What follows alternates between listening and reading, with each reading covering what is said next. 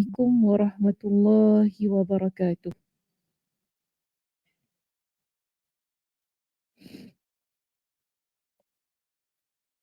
Okey, apa khabar semua? Sihat hari ni? Alhamdulillah. Sejuk tak?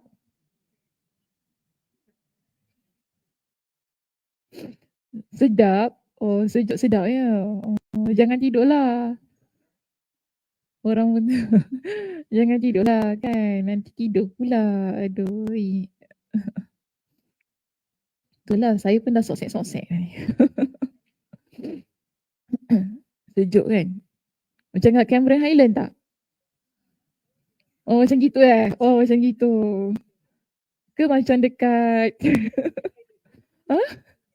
Genting Highland? Oh, apa Highland lagi ada? Itu paling dekat lah kan dengan Singapura. Okay.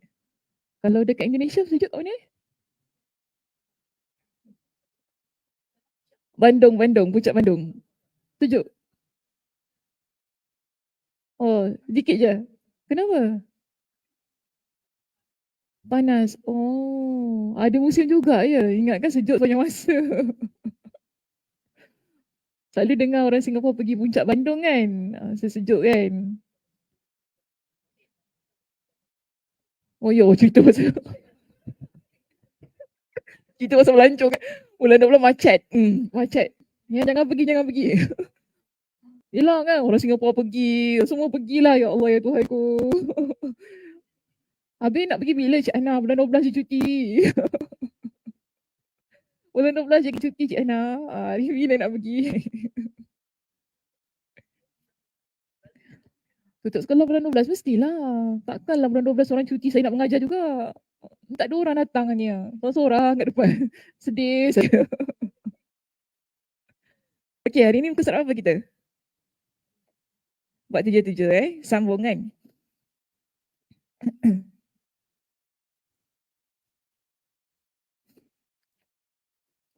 Okey, baik. Kita sambung perbincangan kita di muka surat 477. Kita masih lagi di topik kita yang ke-12 bertajuk kenali diri anda lebih dahulu. Jadi minggu lepas bincang tentang apa, ingat tak?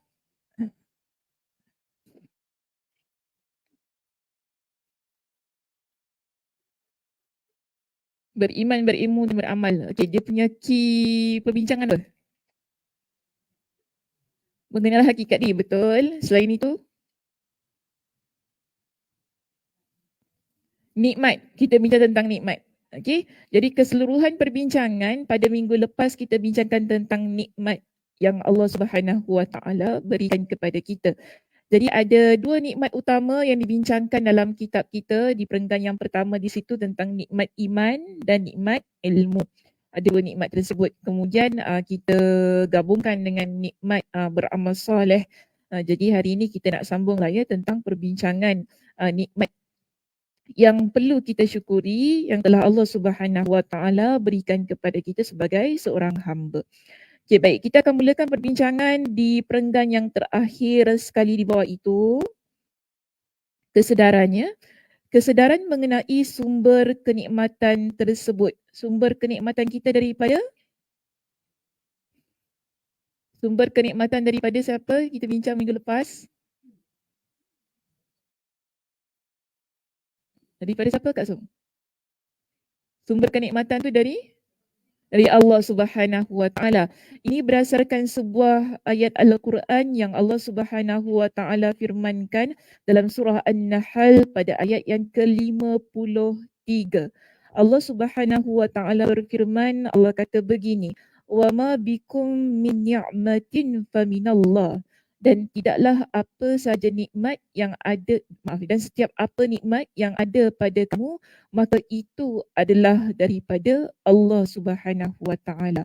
Jadi ini dalillah yang mengatakan bahawa semua nikmat yang kita miliki ini adalah daripada Allah Subhanahu Wa Taala. Bila kita merujuk dalam kitab tafsir Imam Ibn Kathir rahimahullah, iaitu kitab tafsir Al-Quranul Azim, ketika beliau mentafsirkan ayat ini iaitu surah An-Nahl ayat 53 itu tadi, dia mengatakan bahawa semua nikmat termasuk rezeki, kesihatan. Kita ada apa lagi nikmat selain pada rezeki kesihatan? Iman, okey. Iman, ilmu, amal tu dah memanglah. Selain daripada itu, masa lapang okey lagi. Sihat, sebagaimana tadi yang saya sebutkan lagi.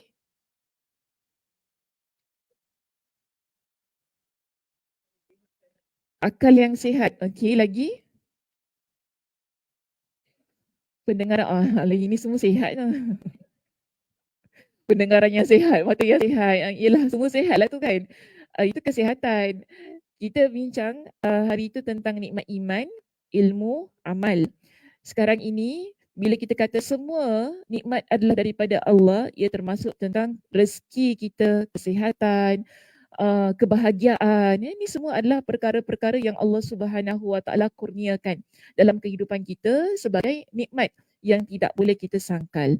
Jadi semua nikmat ini, Imam Ibn Kathir rahimahullah kata apa? Merupakan sesuatu yang diterima hamba, adalah kurnia dan pemberian Allah kepada mereka. Okay, berdasarkan surah An-Nahl ayat yang ke-53 itu tadi. Baik, kesedaran mengenai sumber kenikmatan bahawa ia daripada Allah Subhanahu Wa Taala benar-benar memunculkan perasaan rendah diri dan tak berdaya yang mengagumkan dalam dirinya yang tidak dapat diungkapkan dengan kata-kata. Jadi inilah keadaannya diri kita sebagai seorang hamba. Bila kita sedar bahawa setiap nikmat yang Allah Subhanahu Wa Taala berikan dalam hidup kita ini adalah daripada Dia, kita ini bila dapat apa yang diberikan, kita akan rasa diri kita hina. Dari rasa bahawa diri kita ni memang tak ada apa-apa. Itu adalah kurniaan daripada Allah Subhanahu Wa Taala sehingga kita tak mampu untuk ungkapkan dengan kata-kata. Masih ingat lagi hari tu saya bincangkan kalau kita nak bersyukur ni dia ada 3 ciri tu kan? Apa dia? Okey, lisan lagi. Hati lagi. Anggota badan. 3. Okey, kalau lisan bagaimana? Alhamdulillah. Okey, hati? Hati ikhlas. Betul. Kalau hati ikhlas.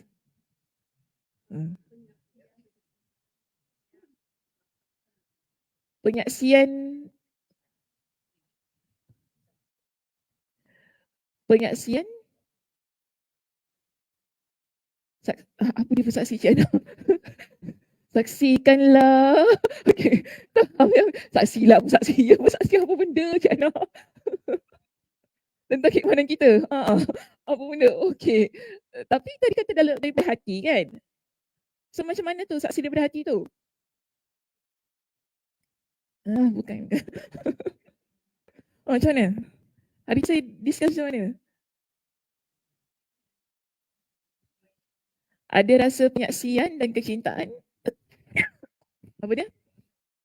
Atas nikmat yang Allah beri. Bagaimana rasa penyaksian itu? Taat. Taat dah masuk pada anggota badan. Betul tak?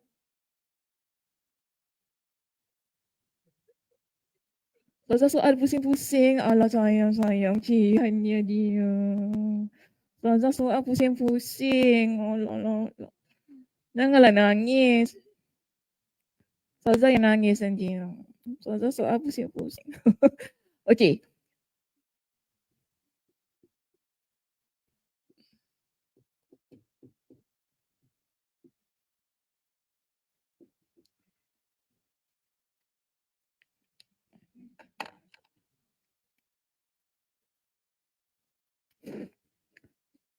Tadi saya sebutkan surah An-Nahl ayat 53 kan. Ini dalil tentang apa?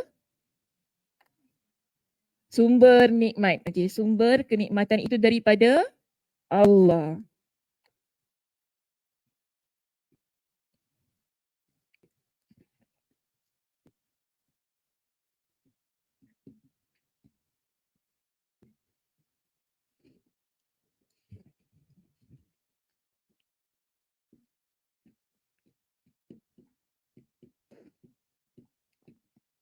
Okey, sumber nikmat ialah daripada Allah Subhanahu Wa Taala. Sekarang ini dalam kitab kita terangkan apabila seseorang hamba dia sedar tentang sumber nikmat yang dia miliki. Setiap apalah yang berlaku dalam hidup dia, daripada rezeki, kesihatan, kebahagiaan. Tadi pun kita dah terangkan kan tentang nikmat iman, Islam, iman Islam sama lah, nikmat iman, nikmat ilmu, nikmat amal. Semua ini adalah daripada Allah Subhanahu Wa Taala. Okey, kita nafikan tentang hal yang sedemikian. Baik, mereka yang menyedari tentang kedudukan nikmat itu adalah dari Allah, maka dia akan ada rasa kehambaan dalam diri dia. Sehingga dia tak mampu untuk mengungkapkan ia dengan kata-kata. Saya tanya tadi kan, hari itu saya ada bincangkan tentang 3 keadaan yang mana membuktikan kita ni bersyukur kepada Allah. Okey, satu tadi lisan. 2 hati 3 anggota badan.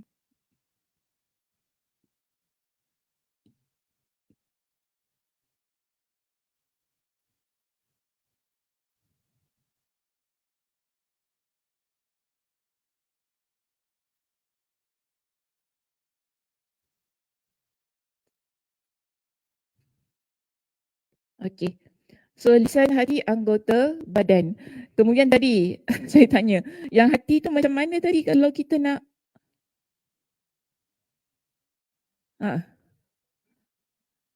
memberikan penyaksian? Memberikan penyaksian pada Allah yang telah memberikan nikmat pada diri kita. Okey, betul betul. Tak salah.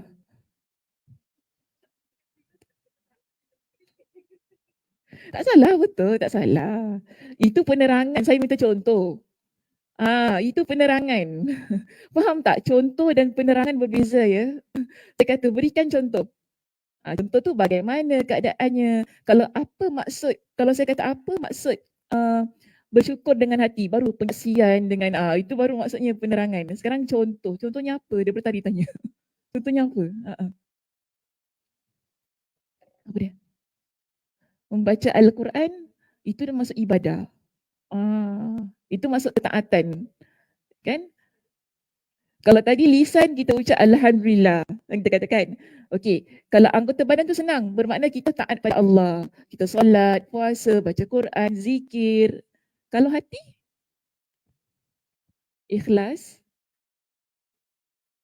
tidak buruk sangka, jujur. Ikhlas, jujur sama. Ikhlas, jujur, tak buruk sangka. Okey, macam mana nak relatekan dengan nikmat tu?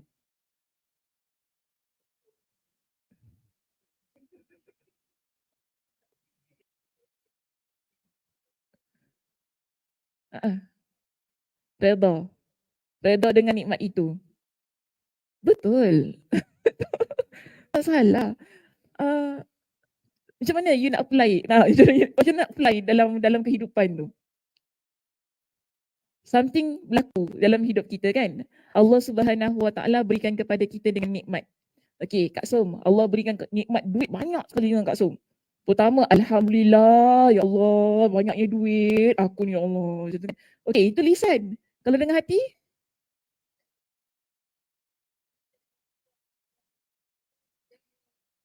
Itu ketaatan, itu anggota badan, sayang. That's number 3, betul. Kak Ani kata that's number 3. Beri sedekah, itu nombor 3. Sekarang hati tu macam mana? Tawaduk dah hati. Bermakna, kalau kita kata penyaksian dengan hati ni lah, kita ni jadi orang yang mana, aku ada ni benda ni kan, kita tak banding-bandingkan dengan orang. Kita kata, aku ada banyak tau, kau ada apa? Kau ada kan? Macam gitu. Dia hati kita jaga kan. Kita tak rasa macam, aku kaya, aku gini. Itu maksudnya hati kita.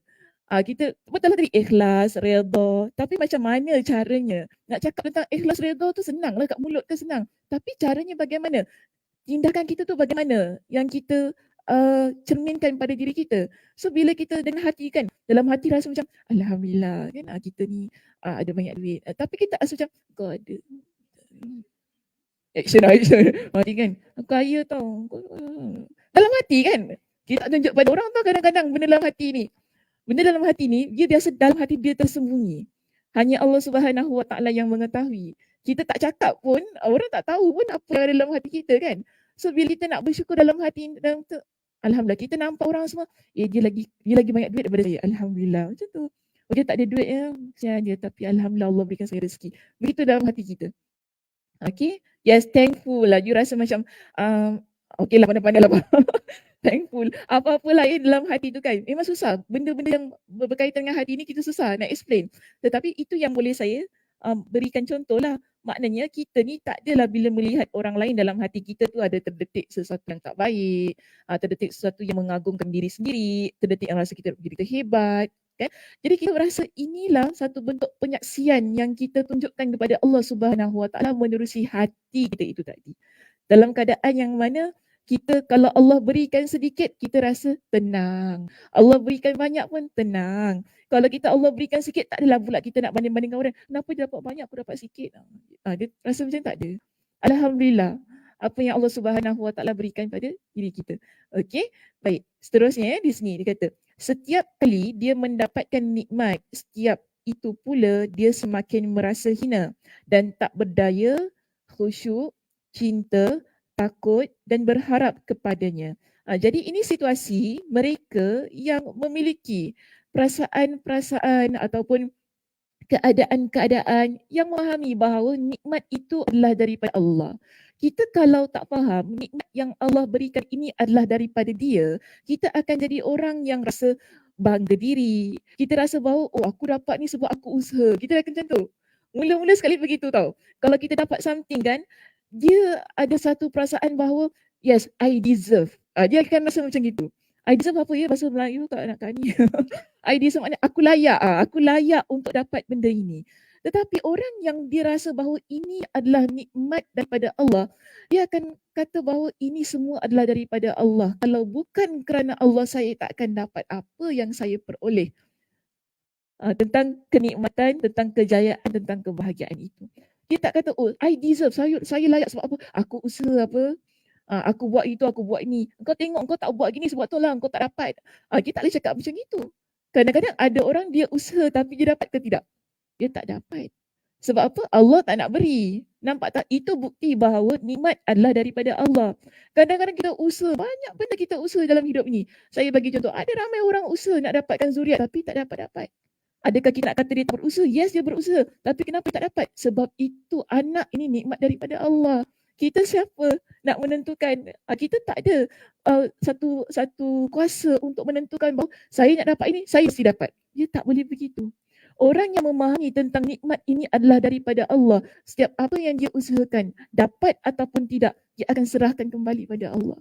Kalau dia dapat, dia tak rasa bahawa yes, inilah usaha saya yang menyebabkan dia semakin angkuh, dia rasa dirinya besar, dia rasa bahawa orang lain semua patut memandang diri dia. Tetapi orang yang begini, yang ada pada hatinya hanyalah kerendahan hati.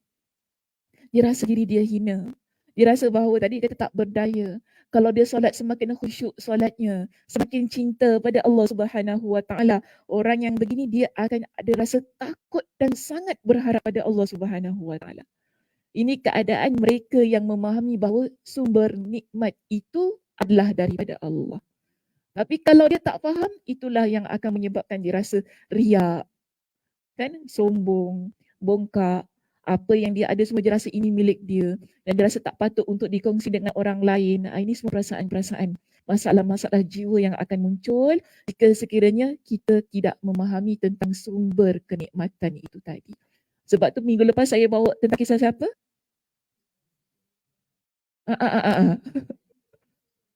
Ummu Sulaim. Nampak kan bagaimana keadaan diri dia kan? Yang Allah Subhanahu Wa Taala beri nikmat, kemudian Allah tarik nikmatnya, bagaimana tenangnya dia mengembalikan nikmat itu kepada Allah Subhanahu Wa Taala, bagaimana dia menenangkan suaminya. Masya-Allah. Itu sebagai satu contoh yang mana boleh kita lihat bagaimana seseorang yang memahami sumber nikmat itu adalah daripada Allah, jika nikmat tersebut ditarik kembali ataupun diberikan kepada dia, dia akan jadi orang yang tetap sama. Tetap sama daripada sudut bersyukur, ketaatan. Bahkan kita nampak nilai ketaatannya makin tinggi. Makin bernilai, makin berkualiti. Dia macam gini ya muslimah, dalam hidup kita setiap kali Allah Subhanahu Wa Taala berikan kepada kita dengan nikmat, itulah permulaan untuk kita semakin memperbaiki amal ibadah kita. Syukur semua, macam saya kata, syukur semua orang boleh bersyukur kan. Semua orang boleh cakap Alhamdulillah dalam hidup dia. Oh Alhamdulillah saya dapat ni, Alhamdulillah. Tetapi bagaimana pembuktian kita daripada sudut hati tu tadi? Ataupun daripada sudut amal ibadah ni paling penting ya. Amal ibadah kita bagaimana? Adakah semakin baik ataupun semakin jauh? Kadang-kadang kita nampak begini kan, makin kita naik pangkat makin sibuk kan. Dengan Allah bagaimana? Kurang. Kurang. Dengan Allah kurang. Nampak kan makin sibuk. Sebab tu kita ni sepatutnya semakin kita berpangkat, berstatus, semakin kita ni ada banyak kewajipan, semakin dekat sebenarnya kita dengan Allah Subhanahu Wa Taala, je begitu. Cuma nanti orang kata, macam mana Ustazah? Nak bangun tahajud pun susah, penat, ngantuk. Banyak order. Sorry. Banyak order. Penat kan? Banyak order sampai tak sempat ngantuk. Kita pukul 3 baru nak tidur, baru habis order, baru packing-packing. Saudara suruh kita bangun untuk solat tahajud. Dia susah kan? Sebab tu kita nampak begini. Kalau kita tinjau kembali di kalangan para ulama dahulu, kenapa mereka ni tak suka memegang jawatan? Kan? Di kalangan para ulama dulu, bagi jawatan tak nak.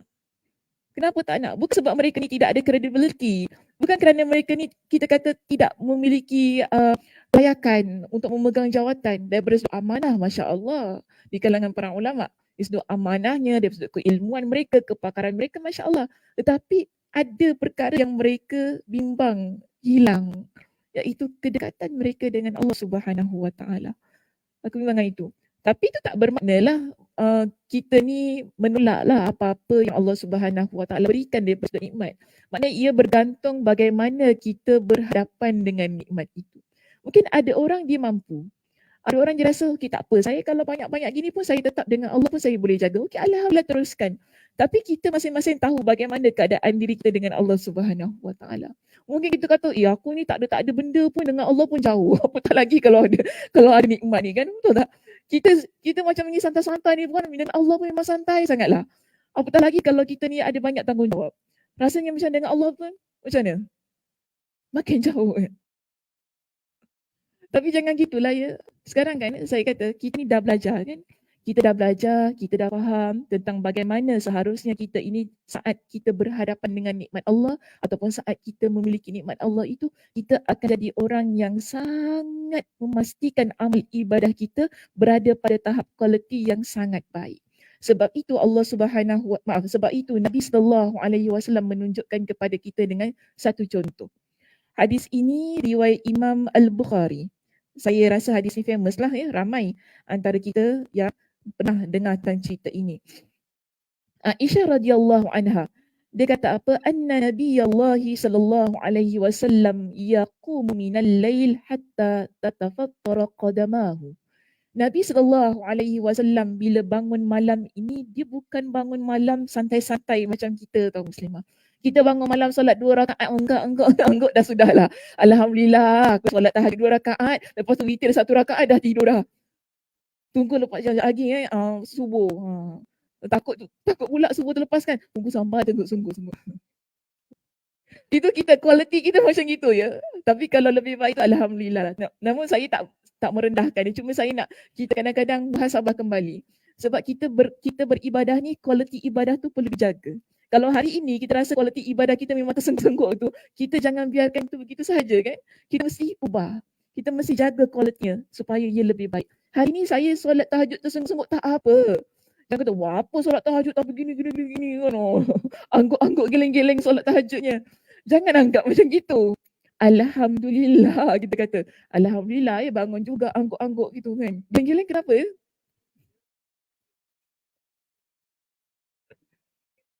Oh zikir. La ilaha illallah.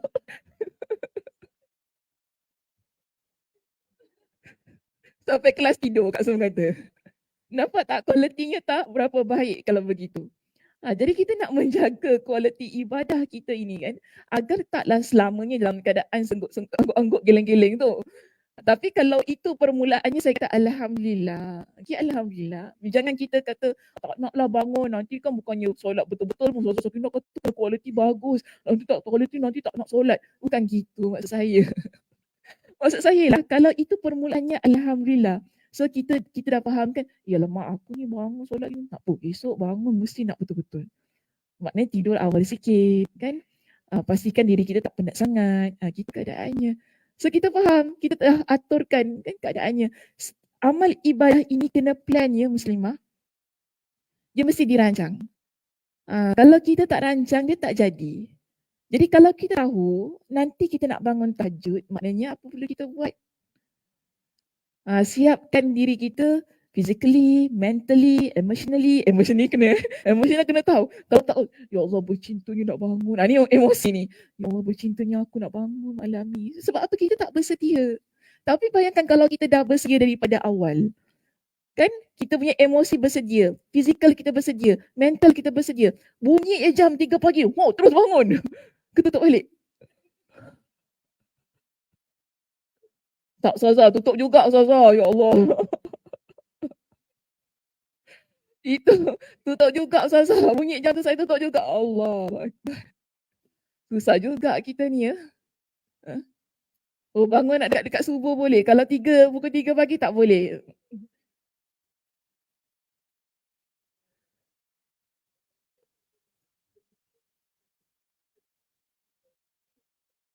Oh dia kena bangun nak dekat subuh baru boleh bangun. Kalau pukul 3 tak boleh bangun lah. Ngantuk kat kelas. Oh kelas juga disalahkan.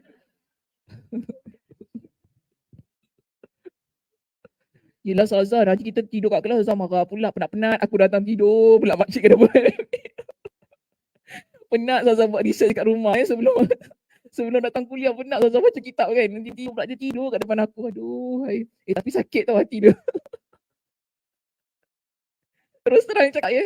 Kita pun sekang mata kan baca buku kan buat research kan. Baca kitab demi kitab. Tiba-tiba datang kelas yang makcik tidur kat depan. Alah makcik. Alah cik tidur cik. Ustazah tak sempat tidur lagi cik. Kita sekam mata tau. Kadang-kadang kan penat-penat membaca jugalah buku kesian makcik besok datang kuliah kan nanti kan aku bebel kan marah pula. Kita mesti nak ada point kan berbual kan. Tiba-tiba dia pula yang tidur depan kita tu. Sakitnya tu di sini Cik Ana. Sakit tentang apa ni? Jauh sangat.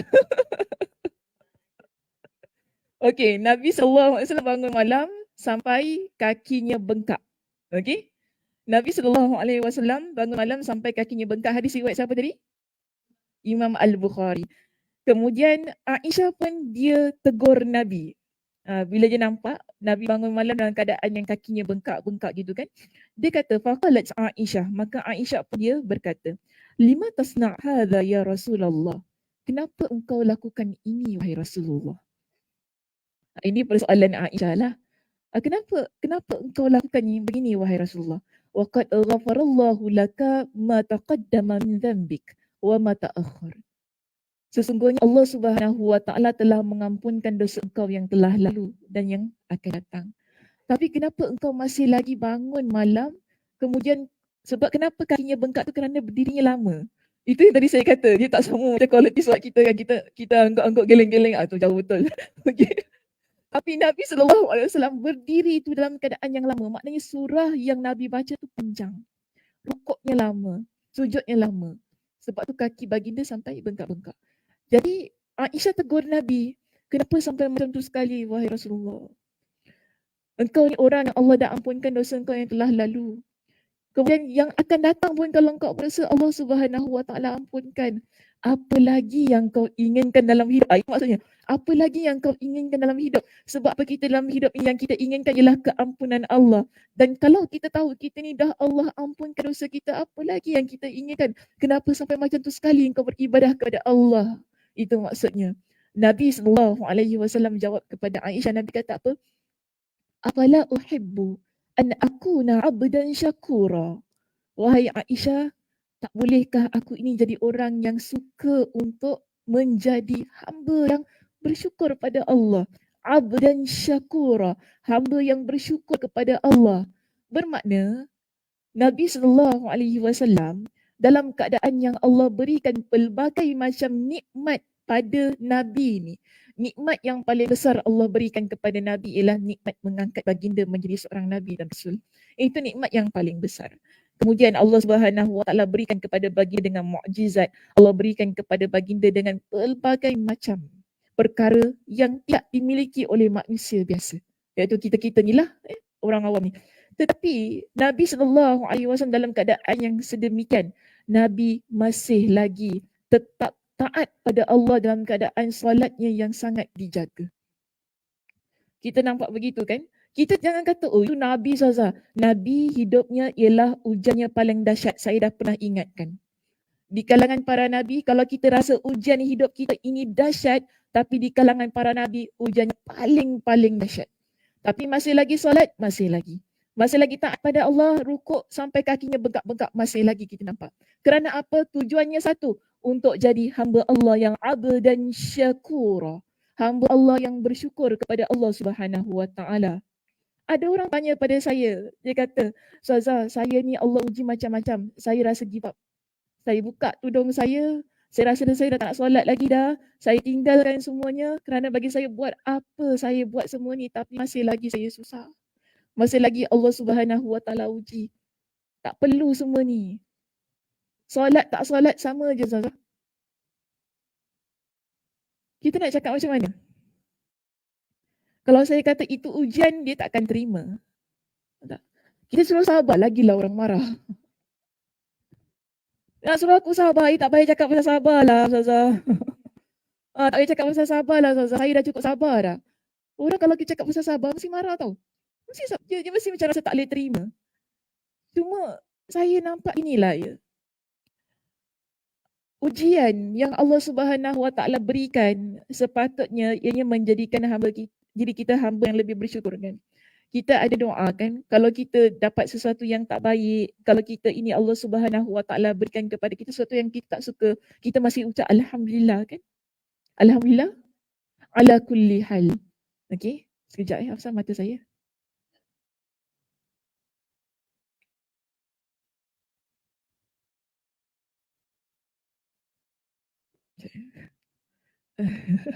Dia macam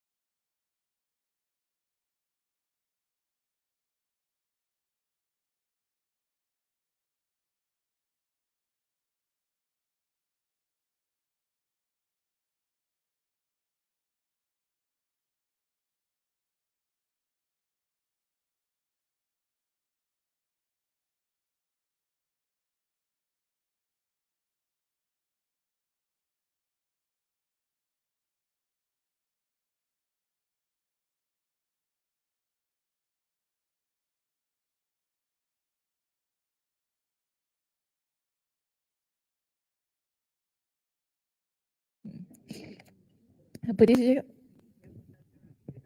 Kalau kita dapat sesuatu yang tak baik, yang kita tak suka kan, doanya masih lagi dimulakan dengan alhamdulillah. Nampak tak? Syukur pada Allah Subhanahu Wa Taala atas nikmat itu. Alhamdulillah ala kulli hal. Kalau kita suka, alhamdulillah. Cik Ana. Apa dia tak musola lagi? Alhamdulillahirabbil alamin. Tapi ingat, alhamdulillahilladzi bi ni'matihi tatimus shalihat. Bukan tatimus solat. Tatimus solat tu sempurna solat kat so. Okey? Untuk yang belum inilah, yang belum mengetahui ya. Kat mana hari tu saya ajar ni? Kampung Siglap? Masjid Kasim. Masjid Kasim. Ah,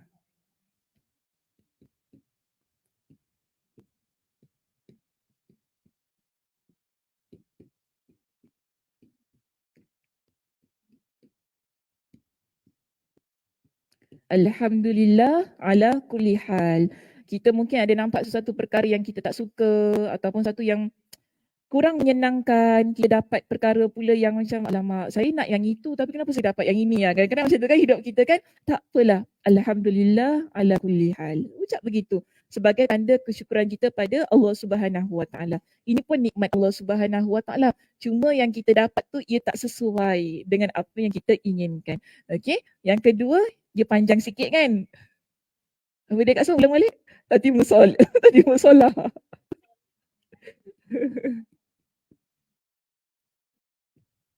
Jangan balik kat sana gurau-gurau je.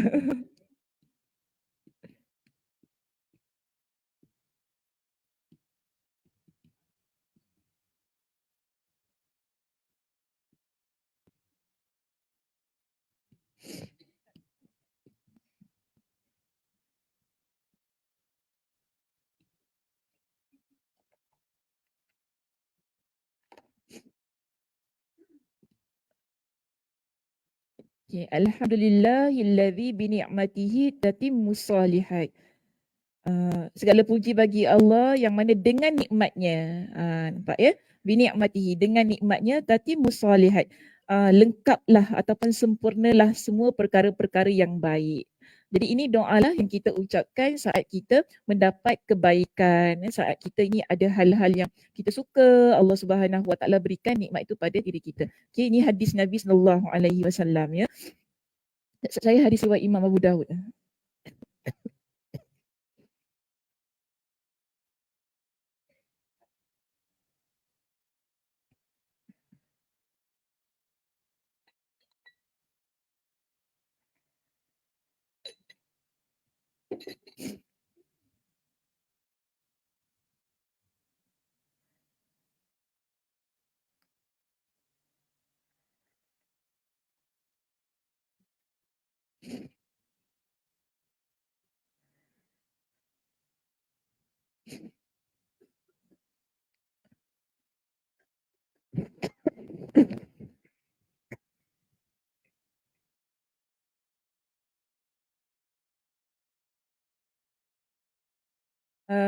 Hadis riwayat Imam Ibn Majah dengan sanad yang hasan.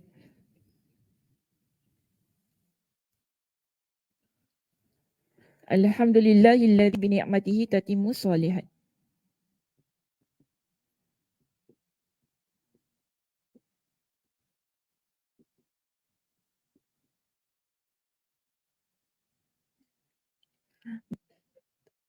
Boleh kan bahasa Melayu kan? Bahasa Arab ke bahasa Melayu? Bahasa Arab. Oh, bahasa Arab senang lagi ya. Oh, bahasa Arab senang lagi. Okay.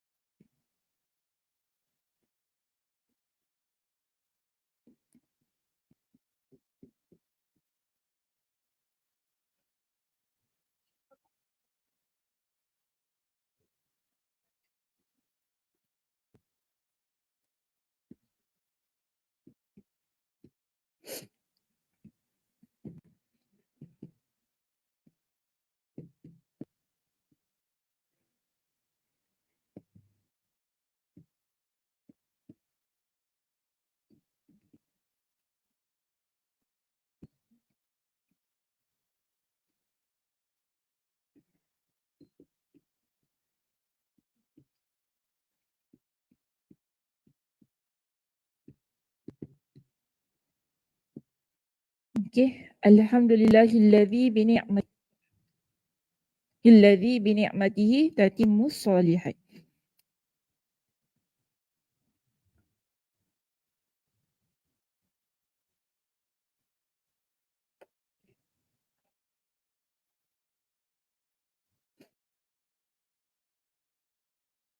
Kat mana tu bising tu?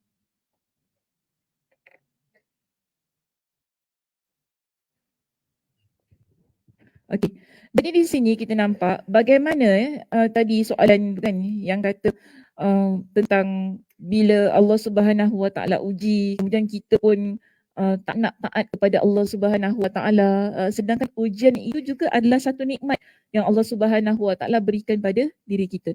Saya selalu beginilah, saya kata, kita orang perempuan ni ambil contoh bagaimana Maryam radhiyallahu anha. Okay, Maryam siapa? Nabi Isa punya mak. Mak Nabi Isa.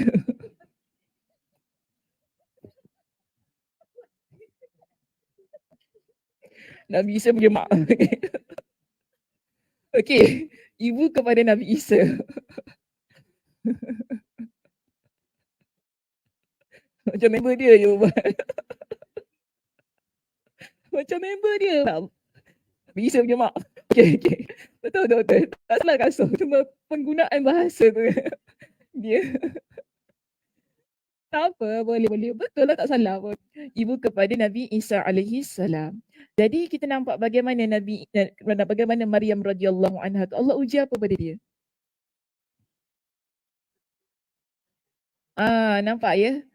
Dia adalah wanita yang paling solehah pada zamannya. Dan semua orang nampak Maryam ni, oh inilah wanita yang paling suci, wanita yang solehah. Sebab apa? Dia duduk dalam mihrab, itu Baitul Maqdis. Dia duduk kat situ kan. Terpelihara daripada pandangan lelaki, terpelihara daripada sebarang perkara yang tak baik. Daripada kecil, daripada bayi tu, ibu dia serahkan sebab dia anak nazar kan. Ibu dia serahkan kepada alim ulama untuk didik dia. Kemudian dia, Allah Subhanahu Wa Taala takdirkan Nabi Zakaria yang jaga dia, didik dia, ajar dia ilmu agama. Tapi kemudian tiba-tiba Allah uji, dia ada anak. Dalam keadaan yang begitu. Kita lihat ya, kalau saya selalu fikir gini, itu kalau kena pada diri kita, agak-agak kita boleh terima tak? Dalam keadaan kita solat, kita rukuk, kita ni memang setiap harinya berzikir pada Allah, tiba-tiba Allah uji begitu pada diri kita, dia bukan perkara mudah. Tapi kita nampak bagaimana Maryam, dia bila Allah uji, dia tak ada kata, tak gunalah duduk kat dalam Baitul Maqdis ni, gini pun Allah uji macam gini sekali teruknya. Kan? Sebab apa? Ujiannya bukan calang-calang ya muslimah. Kita ni kalau mengandung, kalau kita ni hamil, tanpa orang sentuh, siapa boleh ni? Orang tak boleh ni fikir, engkau jangan merepek lah kan. Orang kata kau jangan merepek lah, tak mungkin benda tu berlaku. Tetapi itu atas takdir Allah Subhanahu Wa Taala berlaku pada diri dia. Tapi sekarang jangan pula tiba-tiba keluar idea macam itu ya.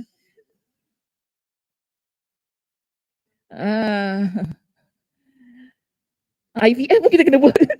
Tiba-tiba keluar IVF. Yelah IVF pun kita kena buat. Maknanya kita kena ambil air mani seorang lelaki, kita kena masukkan. Ni tiba-tiba tak ada apa-apa usaha, tak ada apa-apa yang dimasukkan. Tiba-tiba ada. Yelah Allah yang tiupkan rahim, Allah tiupkan roh tu kan masuk dalam rahim dia. Dalam keadaan sedemikian kita nampak bagaimana dia itu jadi seorang muslimah yang semakin taat pada Allah. Kan? Semakin tunduk, semakin rukuk, semakin sujud pada Allah Subhanahu Wa Taala. Dia tak ada tinggalkan Allah, tak ada kenapa semua Allah uji begini, tak guna aku jadi orang yang baik-baik, malu orang tengok semua macam ini kan. Tapi Masya Allah, keadaan diri dia, kesabaran yang dia tunjukkan pada diri kita, ini merupakan satu contoh wanita yang sangat hebat.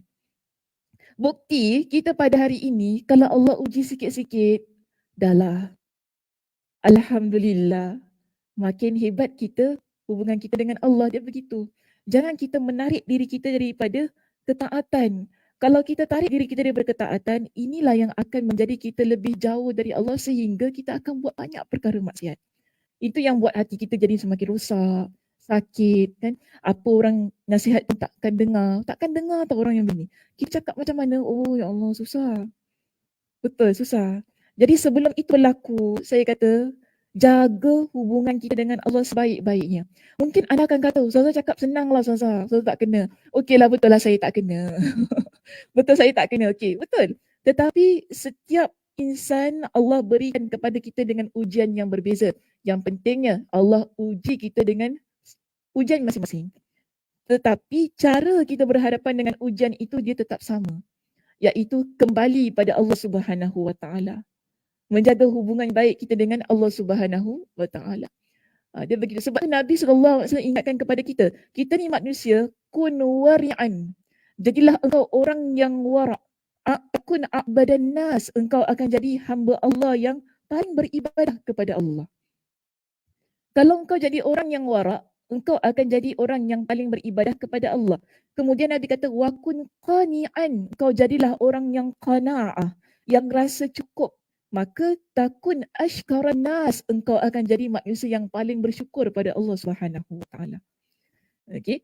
Nabi ingatkan dalam hadis riwayat Imam Ibn Majah dengan sanad yang sahih itu, Nabi kata apa? Kalau kamu jadi orang yang wara', engkau akan jadi orang yang paling baik dari sudut amal ibadahnya. Wara' itu apa maksudnya? Alim. Alimnya lah Ustazah Sakinah tu, kau tengok dia. So macam tu kan, orang warak je orang alim. Tapi alim tu macam mana? Alim ni orang yang berilmu ya, kalau betul-betul kita kembalikan kepada konteks bahasa Arab ni. Tapi warak tu, biasa orang lama-lama suka guna perkataan warak solat tak tinggal. Lagi? Okey, apa kriteria yang ada pada diri seseorang bila kita nampak kita kata, warak dia tu. Kalau bahasa orang Melayu lah. Sebelum saya masuk kepada bahasa Arab kat sini. Macam mana? Rajin solat. Oh, rajin solat warak orangnya. Okey, lagi?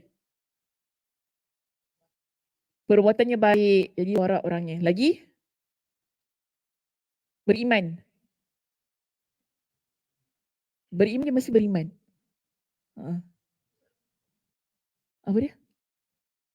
Janganlah ketawa. Ikut hukum-hukum Allah. Lagi? Ingat akhirat aja, tak ingat dunia.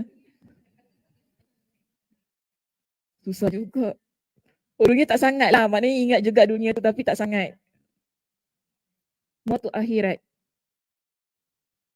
Itu warak.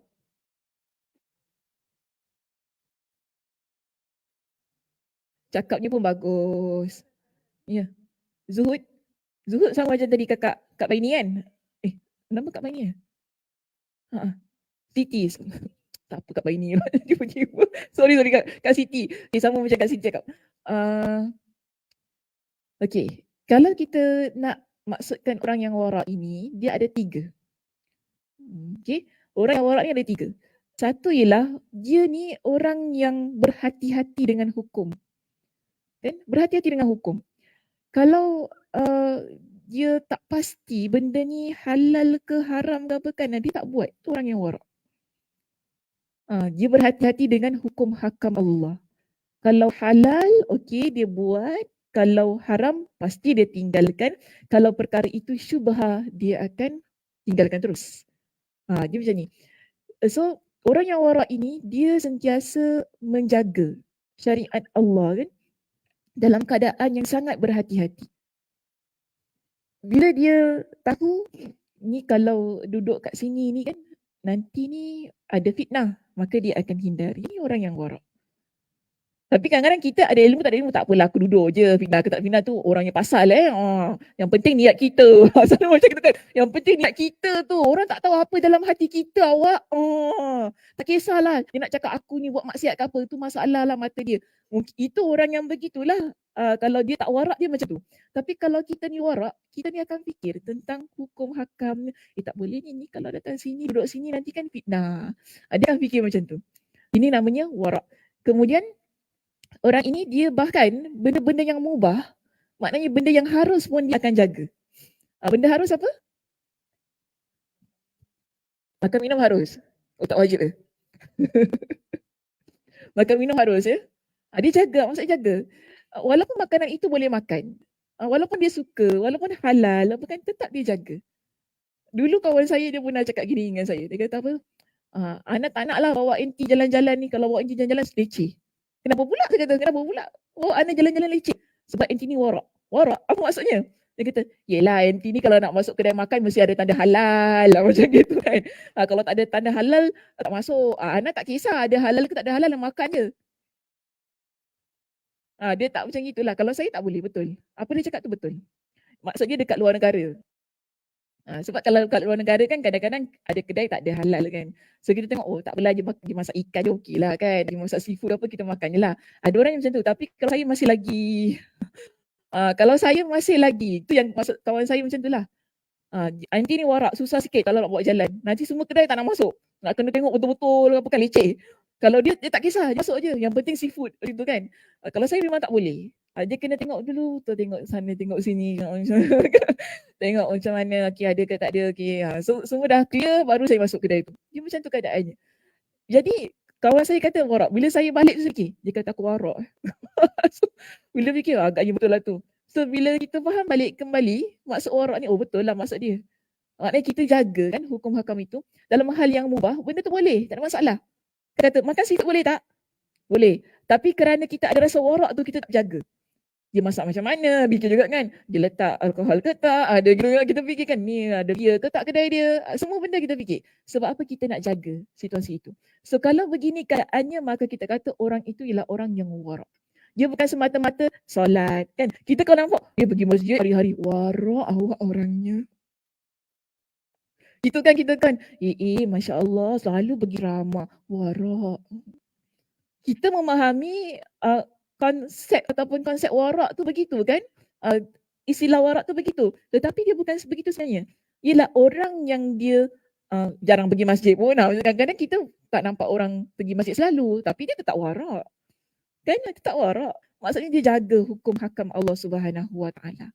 Dia tidak mahu menempatkan diri dalam keadaan fitnah. Jadi Nabi kata apa? Kalau kita jadi orang yang warak. Okay? Kun wari'an.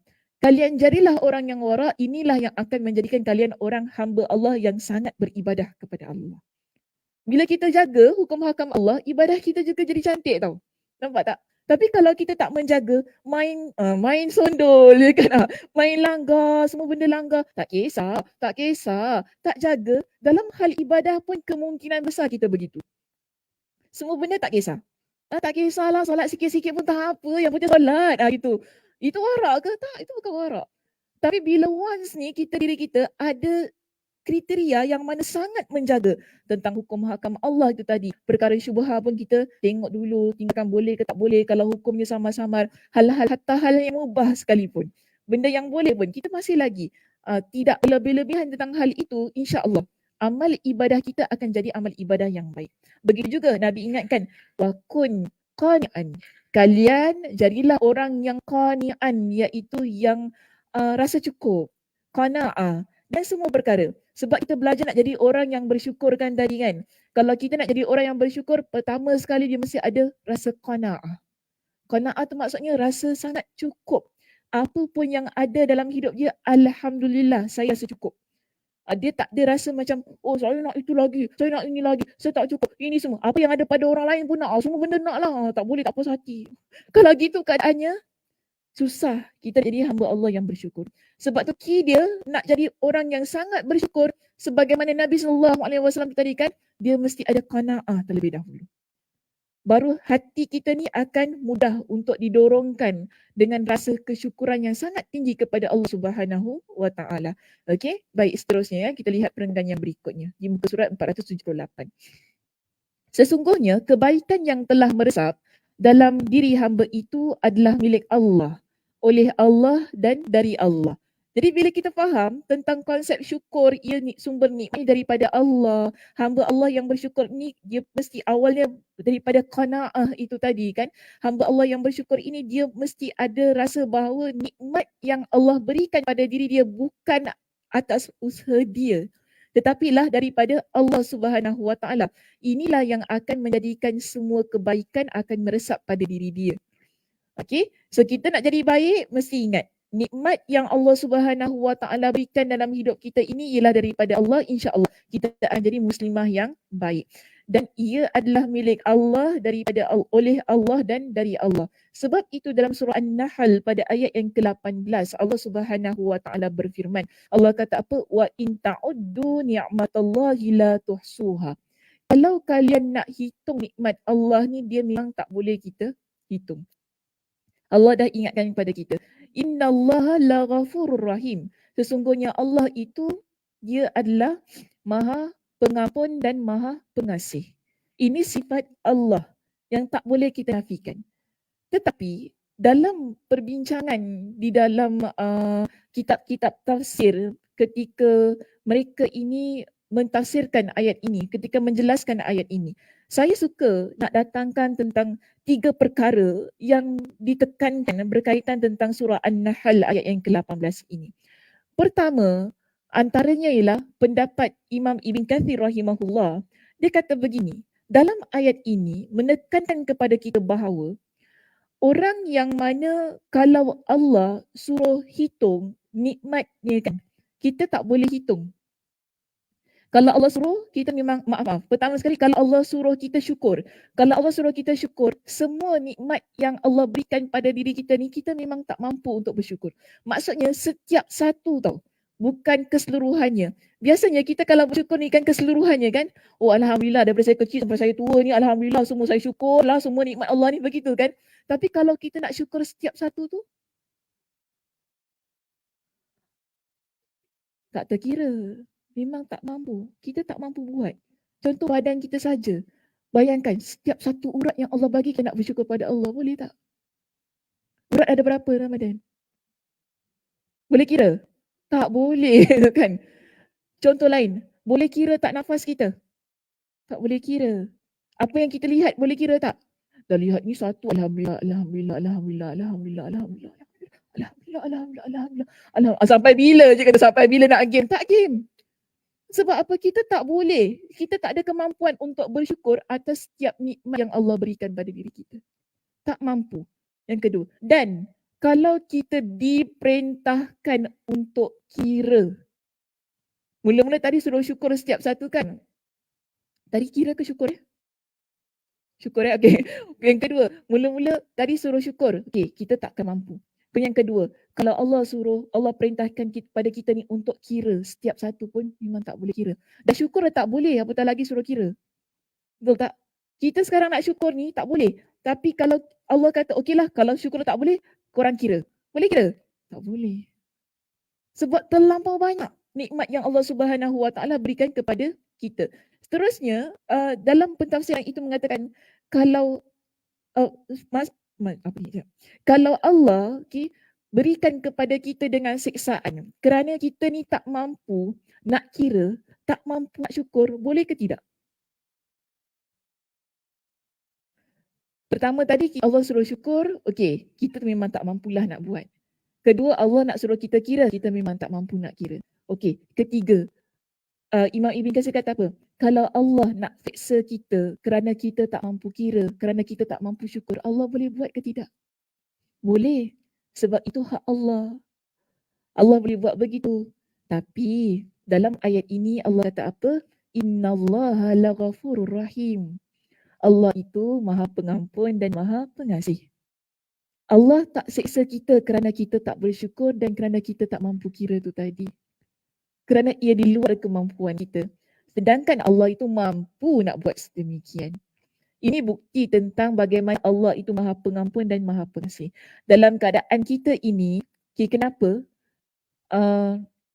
isi ayat berkaitan dengan syukur digandingkan dengan sifat Allah yang Maha Pengasih dan Maha Pengampun itu? Kerana kita ni sifatnya seringkali lalai dengan nikmat Allah. Okey? Ini kalau rujuk kepada pentafsiran Imam At-Tabari, Imam At-Tabari kata apa? Kerana kita ni manusia, sifat kita sering lalai. Kita sangat kurang bersyukur pada Allah Subhanahu Wa Taala. Sehingga dalam keadaan kita yang sering lalai dan kurang bersyukur itu, kita buat banyak maksiat. Kita ni kan muslimah, hidup kita ni, kalau kita fikir tentang nikmat Allah yang tak terhingga, kita tak ada rasa sebenarnya nak buat maksiat.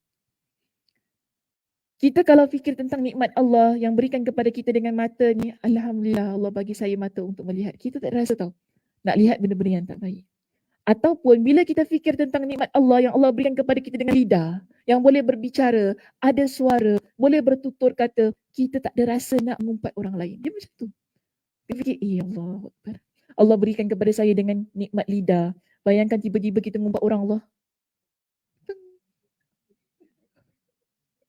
Bisu lah betul. Kalau potong tu nampak drastik sangat ya. Tiba-tiba bisu. Mana? Allah buat gitu tak? Tak.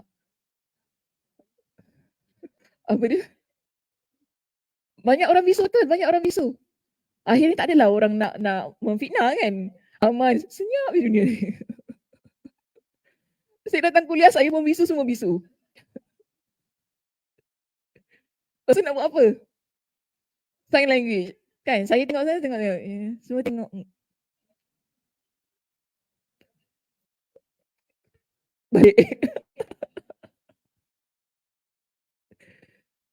Tapi Allah ni yang maha pengasih, maha penyayang, maha pengampun. Kita buat dosa tadi kan? Itu, ini yang Imam At-Tabari kata. Kita buat dosa. Dengan nikmat yang Allah berikan pada kita, Allah masih lagi ampuni kita. Nampak tak?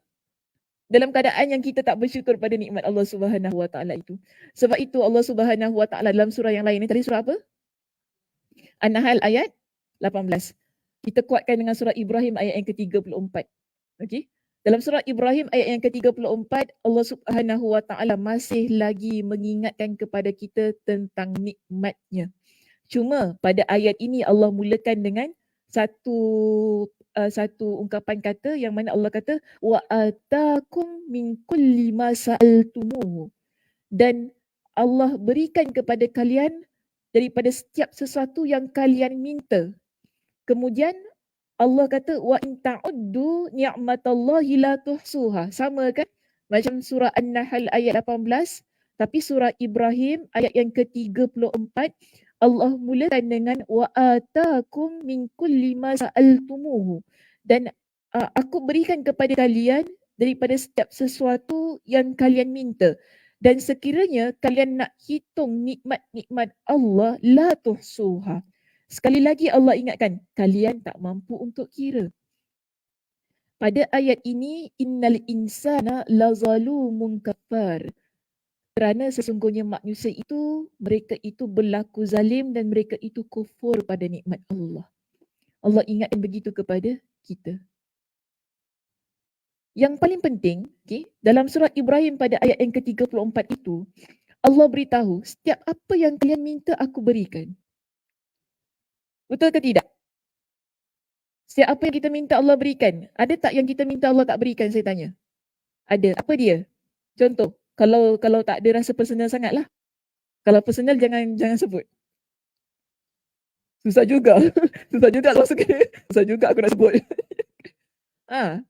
Kita minta macam-macam kan dengan Allah kan? Okey. Daripada usia kita berapa kita minta dengan Allah ni? Daripada kecil. Daripada kecil tak faham sangat. Ketika kita balik lah, kita ambil daripada usia balik. Usia balik berapa 14.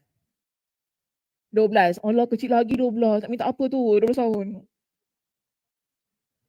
Oh pas exam ya, PSLE macam gitu. Okey lah, boleh. Saya boleh terima. Saya boleh terima. Sejak kita usia kita balik, kita minta macam-macam pada Allah lah. Kalau itu yang ibu bapa kita ajarkan pada kita lah, ya Alhamdulillah. Kalau yang mak bapak tak ajar berdoa tu, susah sikit lah. Maknanya kita bila kita dah besar, kita dah belajar agama, baru kita faham tentang konsep berdoa. Okey. Jadi daripada kecil kan kita minta pada Allah, sampai usia kita 20 tahun. Masuk usia 20 tahun tu apa kita minta? Sabar je lah.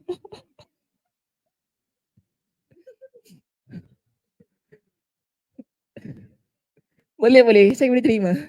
Minta jodoh, kerja, kan? Yelah macam-macam lah kita minta kan. Allah beri tak? Ada tak orang yang Allah tak beri? Allah tangguh sikit ya. Oh tangguh sikit. Tangguh sikit tu bila tu Kak Sum? Lambat sikit. Ya ada orang Allah tak beri langsung Kak Sum. Ada orang Allah tak beri langsung. Okay. So kita nampak gini. Setiap peringkat usia kita daripada belasan tahun, 20-an tahun, 30-an tahun, 40-an tahun. Itu saya lah 40-an tahun. Siapa masuk 50-an? Angkat tangan. Segan nak angkat tangan ya. Panjang umur, murah rezeki, Alhamdulillah. Panjang jodohnya juga. Okay. Kemudian kita nampak setiap fasa umur kita tu kan ada je yang kita minta. Tak ada yang tak kita minta tau. Bahkan bagi saya setiap hari kita ni dalam keadaan Allah berikan nafas, setiap itulah kita minta pada Allah. Macam-macam benda kita minta. Sebab tu Allah kata apa? Wa atakum min kulli pada setiap apa yang kalian minta. Aku berikan pada kalian setiap sesuatu yang kalian minta. Masa'altumuhu. Setiap perkara yang kalian minta. Cuma, okay, tadi saya tanya, ada tak benda yang kita tak dapat? Yes. Banyak benda kita tak dapat. Tapi Allah kata, aku bagi setiap apa yang kalian minta. Kita ada 3 kondisi doa kan yang Nabi ajarkan pada diri kita kan. Apa 3 kondisi doanya kat ni? Ingat tak? Sekejap. Bila kita doa pada Allah, kan ada 3 keadaan kan yang Nabi SAW ingatkan kepada kita. Nabi ingatkan dalam hadis yang diriwayatkan oleh Imam Ahmad dengan sanad yang jayyid. Nabi ingatkan kita begini. Ma min muslimin yada'u. Mana-mana di kalangan orang muslim ini yang berdoa kepada Allah. Bida'watin laisa fiha ithmun wala qati'atu rahimin. Ingat tak doanya? Ingat ke doanya? Ingat tak hadisnya? Nabi kata, mana-mana muslim ni, kita ni kan, muslimah-muslimah kita ni semua ni, bila kita berdoa kepada Allah, yang mana doa itu tidak mengandungi sesuatu yang dosa, okay, dan juga memutuskan silaturahim. Kita doa pada Allah, doa kita tak adalah mengandungi perkara dosa. Jadi tadi saya tanya, sepanjang hidup kita ni kita doa perkara yang baik-baik kan? Kita minta macam-macam pada Allah kan? Allah Subhanahu Wa Taala lihat, okey, doa orang ni tak ada pun sesuatu yang dosa, tak ada pun hal yang berkaitan untuk memutuskan silaturahim. Baik. Kemudian Nabi SAW kata apa? Illa atahullah. Tidaklah melainkan Allah akan beri. Okey, saya kuatkan ya surah Ibrahim tadi ayat 34 dengan hadis riwayat Imam Ahmad dengan sanad yang jayyid ini. Nabi kata Allah akan beri. Bila kita doa pada Allah, setiap sesuatu yang kita doa pada Allah, Allah Subhanahu Wa Taala akan beri.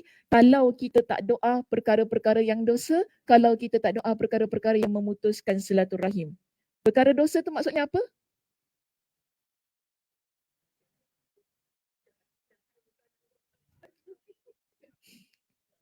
Doakan orang tu jatuh. Jatuh macam mana? Subhanallah, la haula wala quwata illa billah. Kenapa tu nak doakan makcik jatuh longkang? Sakit hati apa sangat tu?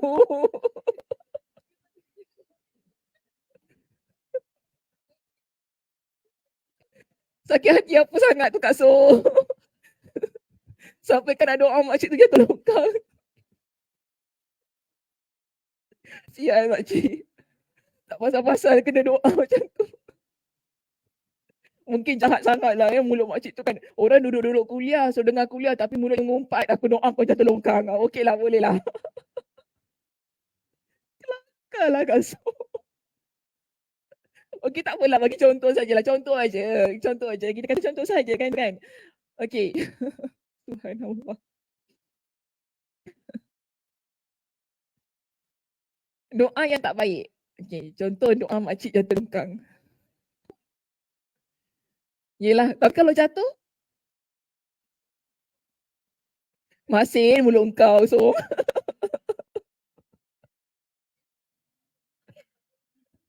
Allah kabulkan. Tapi tadi Allah kata apa? Nabi kata apa? Allah tak kabulkan kan doa kita kalau sekiranya kita doa tentang dosa dan juga memutuskan silaturahim. Tapi macam mana pula makcik tu boleh longkang? Kebetulan makcik jalan tak tengok, betul-betul tiba-tiba jatuh longkang. Kita pula ni yang dah ada niat jahat kan. Dan aku dah cakap. Tulang. Macam gitu kita. Sing mulut aku. Tapi dia cakap dengan member sebelah lah kan. Bagus kau doa gitu. Doa banyak-banyak. Member pula batu api. Kau doa banyak-banyak. Bagus. Setiap kali nampak orang ngumpat. Masalahnya makcik tu buat benda tak baik tau. Bukan pasal dia buat benda baik lah. Dia buat benda tak baik. Lepas tu kita geram sangat. Lepas tu kita doa. Ya Allah kau jatuh kau masuk longkang. Gitu situasinya sebenarnya. Tapi kita janganlah. Benda yang tak baik jangan kita doa benda tak baik juga. Okay, kita belajar ya. Kalau sesuatu mungkin orang ngumpat kita. Kelakar. Tak pernah berlaku pada diri saya lah kan. Orang ngumpat kita kan. Kita dengar sakit hati tau ni. Rasa macam nak doa je kan. Mula aku sikit lagi nak doa tau. Tapi macam sabar Sakinah, sabar. Datang-datang kuliah ngumpat aku tu. Sabar. Kita sabar. Kita ni Allah kadang-kadang betul lah kita sakit hati kan. Bila kita sakit hati ni kita rasa macam nak doa yang tak baik je pada orang. Sikit lagi tapi kita sebab kita dah belajar, kita tahu kan tak boleh kan buat gitu kan. Kita doa yang baik-baik lah. Tak apalah mudah-mudahan Allah berikan hidayah pada dia. Allah Subhanahu Wa Taala ampunkan dosa-dosa dia. Sebab jangan lupa ya kalau kita doa perkara yang baik untuk saudara kita yang dia tak tahu. Ada malaikat di atas kepala ini mengaminkan doa itu dan doa perkara yang sama untuk diri kita. So kita nak begitu. Jangan doa benda yang tak baik. Doa benda-benda yang baik lah. Kalau kita doakan Allah berikan kepada dia dengan hidayah, Allah akan berikan pada kita dengan hidayah juga. Kita doa Allah berikan dia dengan keampunan, Allah akan berikan keampunan untuk diri kita juga. Kita nak sedemikian. Sebab sampai kita mati, kita perlukan hidayah Allah. Okay? Sampai kita mati, kita perlukan pengampunan Allah. Jadi kita ni walaupun kita rasa mungkin kita dah baik, tapi kita masih lagi perlukan hidayah dan pengampunan Allah. Bermakna bila kita doakan yang baik-baik untuk orang itu tadi, ni hadis riwayat Imam At-Tirmizi yang saya sebutkan tentang malaikat yang ada di atas kepala tu yang mengaminkan setiap doa kita yang baik-baik untuk saudara kita yang dia tak tahu kita doakan. Jadi mungkinlah kita kata ada orang dia ni mengata kita, dia buat benda yang tak baik pada diri kita, tak apa. Kita balas dengan doa-doa yang baik pada diri dia, mudah-mudahan kita juga akan dapat perkara-perkara yang baik. Kalau doa tentang memutuskan silaturahim tu bagaimana?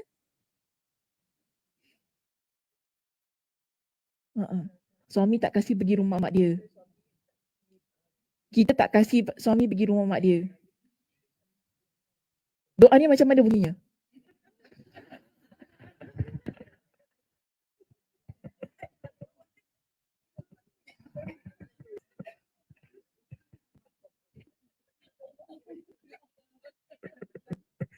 Doanya bunyi macam mana Kak Som? Ya Allah ya Tuhanku. Kalau kita sinetron kan, ya Allah ya Tuhanku. Putuskanlah hubungannya dengan ibunya ya Allah. Gitu ya. Taklah. Tapi macam ada ke orang doa gitu Ada ke orang doa gitu?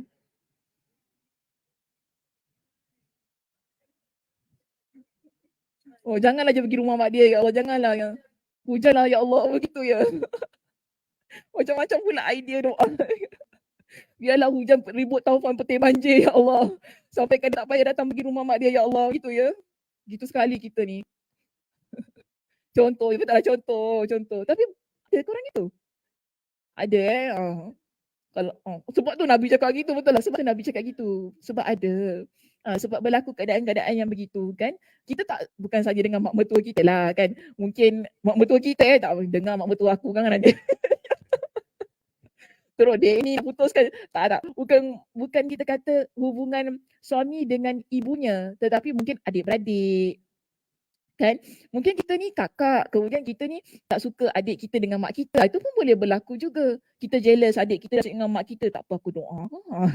Aku doa biar mak aku tak suka dengan dia. Gitu juga mungkin kadang-kadang kan kita ni adik-beradiknya adalah masalah-masalah jiwa yang kadang-kadang tak dapat dinafikan. So dalam keadaan yang begitu, Nabi ingatkan doa-doa yang begini Allah Subhanahu Wa Taala tak kabulkan. Tapi doa yang selainnya, maknanya doa-doa yang baik, doa-doa yang tidak ada mengandungi memutuskan hubungan silaturahim itu tadi, Allah Subhanahu Wa Taala akan terima dan Allah Subhanahu Wa Taala akan beri. Nabi kata apa? Ihda thalathin. Pada 3 keadaan. Okay, 3 situasi. Yang pertama, imma an tu'ajjala lahu da'watuhu. Pertama sama ada Allah Subhanahu Wa Taala akan mempercepatkan pengabulan doanya. Okey, yang pertama. Imma an tu'ajjala lahu da'watahu. Sama ada Allah Subhanahu Wa Taala akan mempercepatkan doanya. Jadi bila kita minta sesuatu yang baik, sebab tu kadang-kadang kita tak nafikan. Ada perkara baik yang kita minta daripada Allah, cepat saja pengabulannya. Kan? Tiba-tiba rasa nak makan durian, tiba-tiba durian datang kat depan mata. Alhamdulillah. Pernah berlaku tak? Pernah kan maknanya benda baik, alhamdulillah, rezeki, nikmat daripada Allah. Kata, ya Allah, nak makan durian. Tiba-tiba, alhamdulillah, datang durian kat depan. Masya Allah, terima kasih. Nak menangis kan? Air mata rasa bertakung tu, ya Allah, baiknya Allah. Rasa baiknya Allah, aku baru cakap macam itu kan. Aku baru rasa dalam hati, tiba-tiba Allah bagi. Nampak? Allah percepatkan apa yang kita minta. Tapi itu durian, contoh durian je lah kan. Hari contoh lain lah.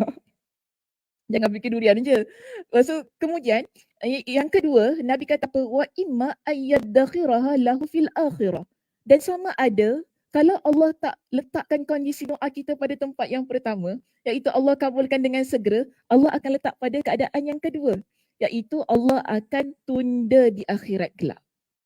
Mungkin kita minta sesuatu yang kita rasa baik untuk diri kita, tapi Allah rasa nikmat ini baik untuk dia nanti dekat akhirat. Sebab Allah tu maha mengetahui tentang diri kita, ya. Kita rasa, oh, aku yang paling faham tentang diri aku, orang lain semua tak faham. Tapi jangan lupa, Allah yang ciptakan kita, Allah yang lebih tahu kita ni bagaimana. Apa yang kita perlukan, apa yang kita boleh hadapi, apa yang kita tak boleh hadapi. Jadi sebab itu ada perkara yang Allah tundakan di akhirat kelak, Allah tak beri pada kita hari ini.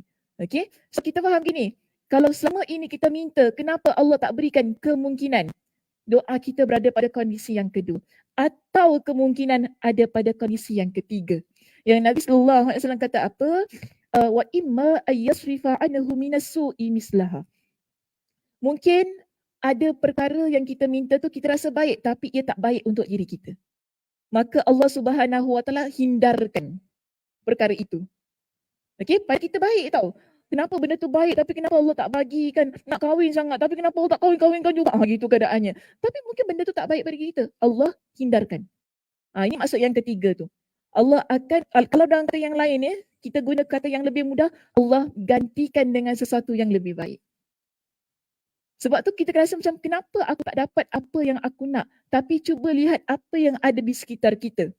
Mungkin kemungkinan besar Allah gantikan dengan sesuatu yang lebih baik, yang kita perlukan, yang seharusnya kita syukuri dengan nikmat itu.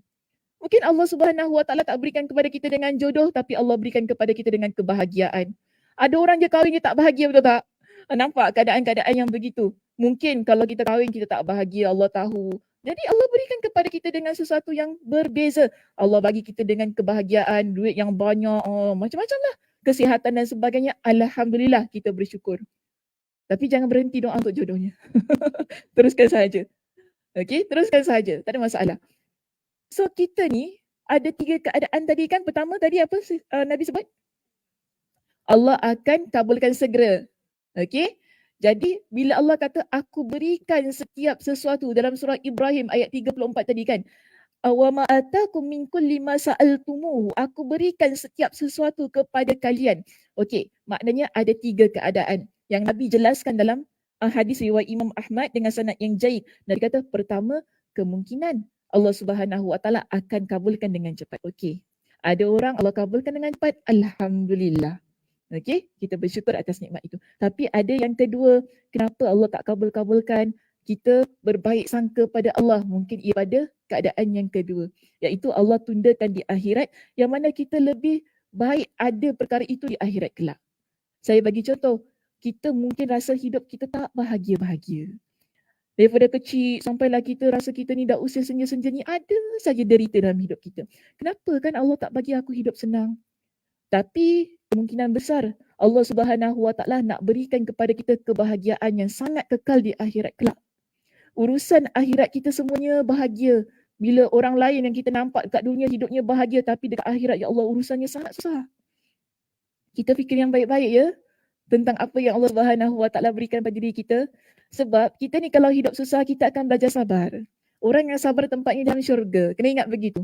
Bila kita belajar sabar, kita belajar untuk menyelesaikan masalah, kita belajar lebih matang, kita belajar lebih tenang sebenarnya. Bila kita ni Allah uji dengan pelbagai macam masalah, itulah yang akan menjadikan setiap urusan hidup kita di akhirat menjadi mudah. Allah permudahkan semuanya kerana kita boleh terima, kita boleh sabar, kita boleh usaha untuk jadi orang yang tenang ketika Allah Subhanahu Wa Taala uji. Dan kemungkinan itu berlaku pada keadaan yang kedua tu tadi. Allah tunda di akhirat kelak. Mudah-mudahan begitu. Tapi kita ada yang ketiga tadi kan. Keadaan yang kita rasa kemungkinan Allah ganti dengan sesuatu yang lebih baik. Kita tak dapat yang ini, Allah berikan yang ini. Alhamdulillah kita kata. Saya tak dapat yang ini, Allah berikan yang ini. Kita cuba fikir daripada sudut yang positif lah. Setiap apa yang kita inginkan kalau kita tak dapat. Kan kadang-kadang ada orang dia nak sangat anak tapi alhamdulillah mak mertuanya baik, suaminya masya-Allah soleh, ipaduannya baik, adik-beradiknya sangat menyokong, kemudian teman-temannya baik.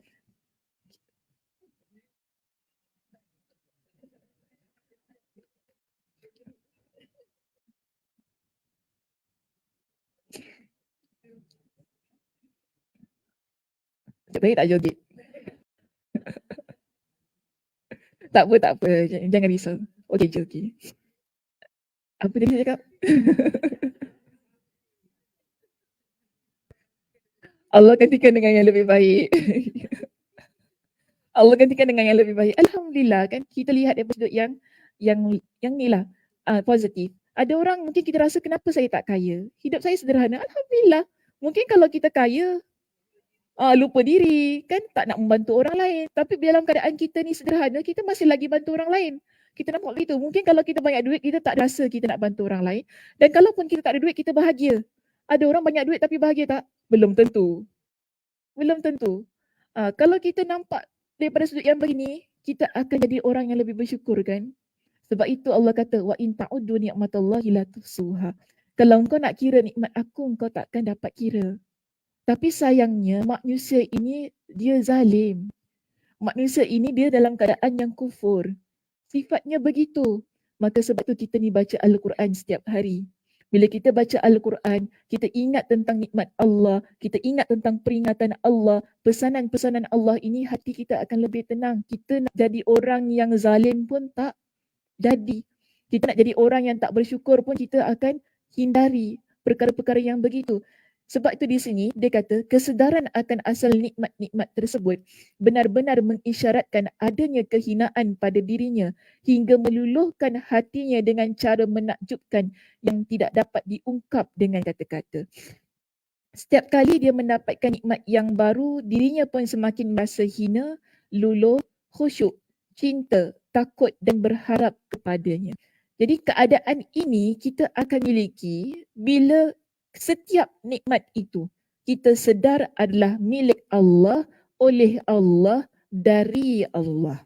Ia bukan daripada kekuatan kita ataupun bukan daripada usaha kita, tetapi kerana itulah yang Allah Subhanahu Wa Taala izinkan untuk kita miliki.